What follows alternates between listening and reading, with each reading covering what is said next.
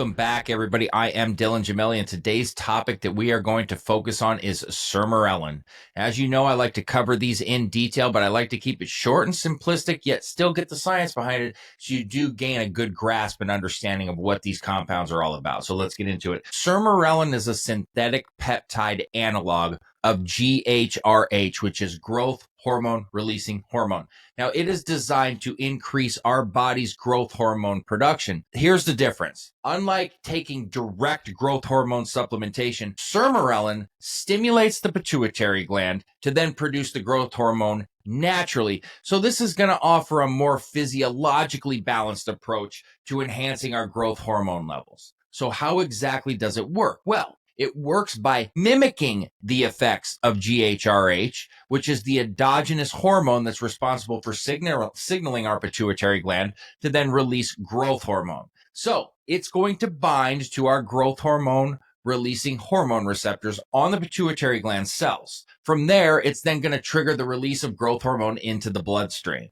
So what I love about this is this mechanism really supports our body's natural growth hormone rhythms. So why is that important? Well, it reduces the risks associated with exogenous growth hormone injections. Not to mention it's a lot cheaper and safer. Now, its action encourages a feedback regulated release of growth hormone, which then can adapt to our body's needs without overriding our natural hormonal balance. All right, so let's talk about some of the benefits and why it's used. Well, first, obviously, it's going to stimulate natural growth hormone production, and that's going to support growth, cell repair, as well as metabolism. Then we've got improved muscle mass and strength. Now, this is going to be for the bodybuilders, the fitness people, and really anybody in general, because one thing I want to stress is the importance of muscle and keeping muscle long-term and always aiming to build lean muscle. Doesn't mean you have to be a bodybuilder. Doesn't mean you have to put on 10, 15, 20 pounds. But men and women alike, we will face sarcopenia as we get older,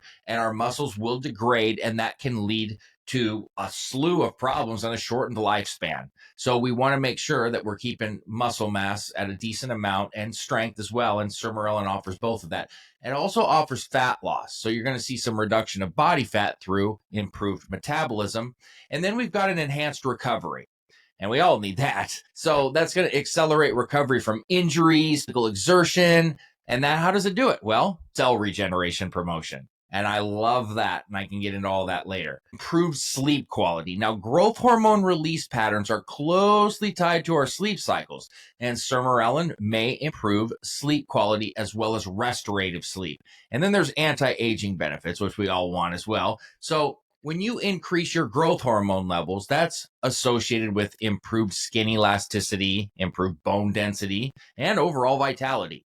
So sermorelin is particularly appealing for anti-aging therapy and people that are looking to really enhance their physique and recovery capabilities in a more regulated type of manner. All right, so then poses the question, how do we use it?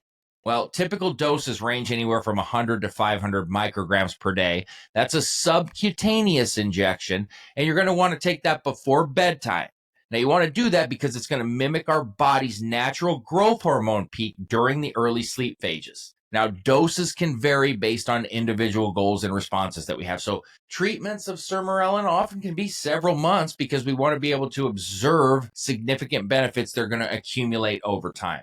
Now, one of the things that people look at with peptides a lot is, what do they work well with? A lot of people like to take multiple. So let's talk about some synergy. What are some of the ones that we look at that are going to be best utilized with sermorelin? Ipamorelin is the first one that we're looking at, and they have really synergistic properties. And I've seen that through research as well as real-world application. And that's proven to help slow down the aging process, increase muscle mass, decrease fat mass, reduce inflammation, and heal the gut. Now, look, all problems that we have, diseases alike, they normally start in our cells, okay? Whether it's cell membrane or mitochondrial damage, but then it's the gut. And you'll see this talked about more often because it's more understood now. It's one or the other where we're having problems. And a lot of health problems, they come from problems in our gut, all right? And so to have a combo like this that can help to fix that issue is a big deal. So that's sermorelin and ipamorelin. Then we've got sermorelin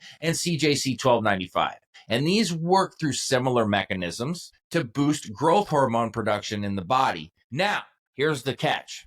They have slightly different effects and durations of action. Sermorelin has a shorter half-life and typically requires daily administration. Now there's CJC 1295 with or without DAC, but if we're going for the longer version of CJC 1295, there's a longer lasting effect, and that's because it has a special covalent binding. Now, this difference is nice because it allows for potentially more flexible dosing schedules when they're used in combination. And then lastly, let's talk about side effects. Side effects are actually quite light with sermorelin. A lot of these are just like variable between any peptide. For example, in injection site reaction, that can occur with any injection whatsoever. You might get some discomfort or redness or swelling. Some people can get a little bit of mild headache after they use it. That's depending on the individual and maybe they're dosing too high. Dizziness rarely happens, but I have seen a few reported instances of this post-injection lightheadedness, and that can happen with a lot of different things. Hyperactivity was one that I've seen, and that's an increase in energy levels or hyperactivity. You're going to see that more along the lines of younger users, but they're really mild and more transient because of the non-invasive approach to boosting growth hormone levels, and it's considered a lot safer than direct growth hormone supplementation. But with anything you're using, you should always have somebody wiser than you looking over you, whether it's a naturopathic doctor, some people online that are quite smart and educated on this. Somebody should be helping you out and watching over you.